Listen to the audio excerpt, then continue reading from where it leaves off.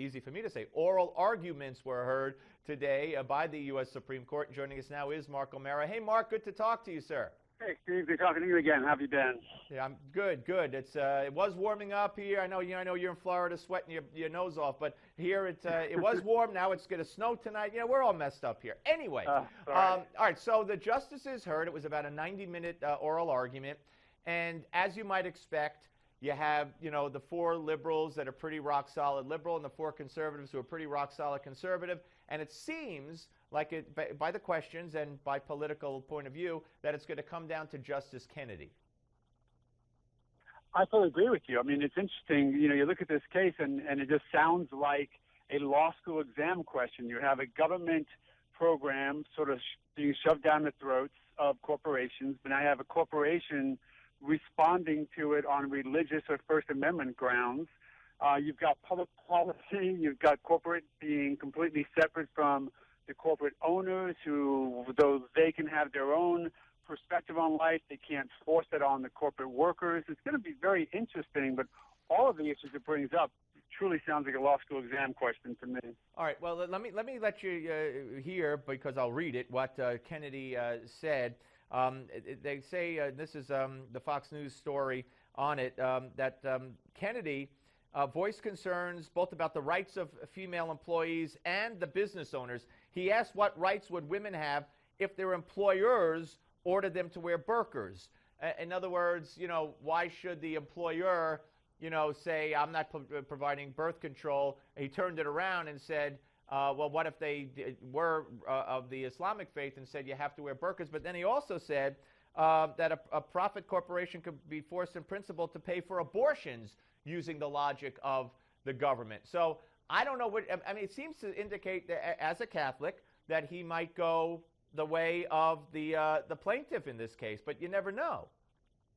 I think it's a really, really tough call, because it really is it brings to the forefront so many of the different sides. My gut is the Supreme Court's going to decide that the corporation Hobby Lobby does not have the right to force their religious perspective, if you will, on the employees. But more importantly, since there are an appropriate exclusion for those religious organizations, and for-profit companies are not excluded from the law, they can't make that decision themselves, because if, in fact, the Supreme Court were to do otherwise, if the Supreme Court were to say, okay, Hobby Lobby, you have religious rights that suggest that you don't have to offer a healthcare policy or program that allows for either abortion or allows for contraception, then if you open up that door, then where do you close it? Then every time any owner of a for-profit corporation decides that they're going to have a philosophical difference with a government program, let's say social welfare, let's say Social Security, let's say anything having to do with a government-ordered perspective, how do you react to that? They have to stop the line here, unfortunately. Well, so you think that the Hobby Lobby people will lose because of that reasoning? But what about if you take it in the other direction and the government mandates, or Obama wakes up like he does and decides to change the law and says that, red wine is good for you, and a lot of people can't afford red wine. I mean, for crying out loud, I don't know how much contraceptives are for women, but you would think they could afford it on their own, yet the government is taking it upon himself to make sure they get it for free. So what if they, let me just finish. Yeah, so what, I mean, just so people know. So what if they say, hey, red wine cuts down your cholesterol, is good for this, good for that. So we want your employer to make sure that you pay for a bottle of wine a week or a bottle of wine a month. I mean, then where do you draw the line? I hear that, and we can take it to that sort of a result, but let's not forget this. If, in fact, Obama wakes up one day, comes up with this program, but the Congress approves it, and it goes to the U.S. Supreme Court for review, and they approve it, now it is, in fact, the law of the land. So if, in fact, a bottle a week of red wine becomes the law of the land, then unfortunately we as a democratic society have decided that's in our better good. We've passed the laws. We've had our opportunities for appeal.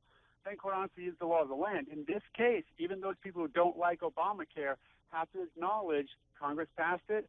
It went to the U.S. Supreme Court. They approved it, and now it has to be enforced as a law of the land, even if we don't like it.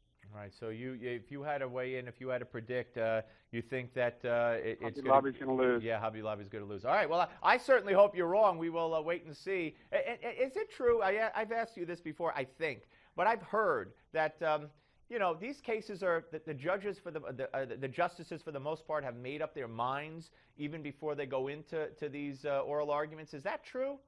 Well, in this sense, they have. They've done a great deal of research, and their law clerks have done a great deal of research before this case ever comes to be argued in front of them. So they're not hearing this stuff for the first time.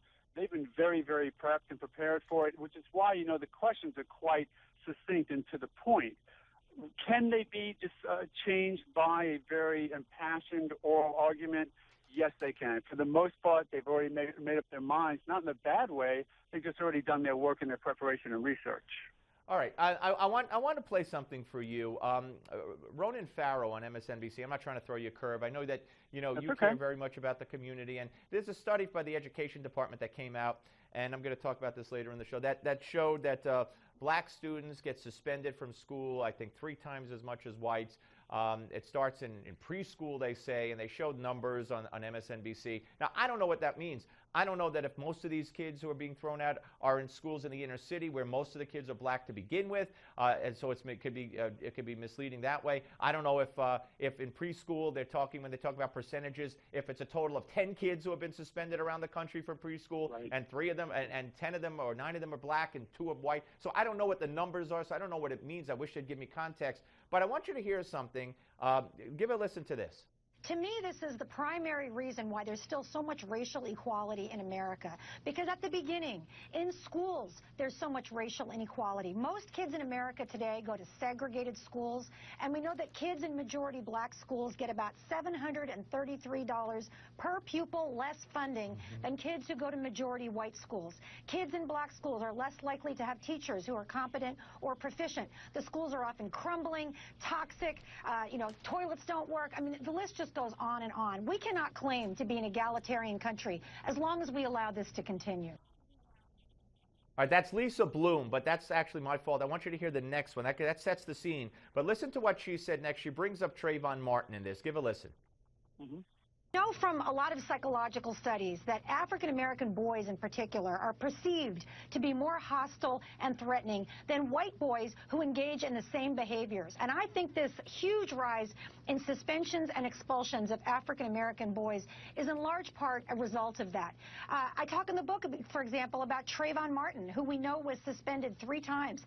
Suspended for tardiness, are you kidding me? Suspended for 1 incident of graffiti on a locker, and suspended for marijuana residue in a baggie. All right, now, I don't know if that's true, but let's assume she's right, and you probably know a lot more about this than me. I don't know what you're at liberty to say about his suspensions, but tardiness. Tardiness. Was it the first tardiness that he was suspended for? She doesn't say. Graffiti, I think that's a pretty suspendable offense. And marijuana, I think that's a pretty suspendable offense. So I just, I don't know how she could defend those actions against suspension. Well, I think what she's done is she's sort of taken a principle that young black males, whether it's in the criminal justice system or the school system, are treated somewhat differently. And quite honestly, I agree with her that to a certain extent they are. The question is how much of it is systemic, that which we can address at the system level in schools or in the criminal justice system, and how much of it is still a social issue that we need to address either through the churches, through the schools, and most importantly through the families, because that's really what it comes down to. Yeah. All right, Mark, great to talk to you, sir. Thank you very much. Always great to talk to you. Sounds great. Thanks. Thank you. Mark O'Mara, ladies and gentlemen, the CNN legal analyst here on the Steve Malzberg Show. When we come back, we're going to discuss all of this with the panel. We'll talk about Hobby Lobby. We'll talk about Lisa Bloom and those statistics that they cite about suspension. And we'll also throw in maybe Obama on Russia and Putin. So we have a lot to get to with the Steve Malzberg panel. Should we call it All-Star Panel? On the Steve Malzberg Show, Newsmax Television.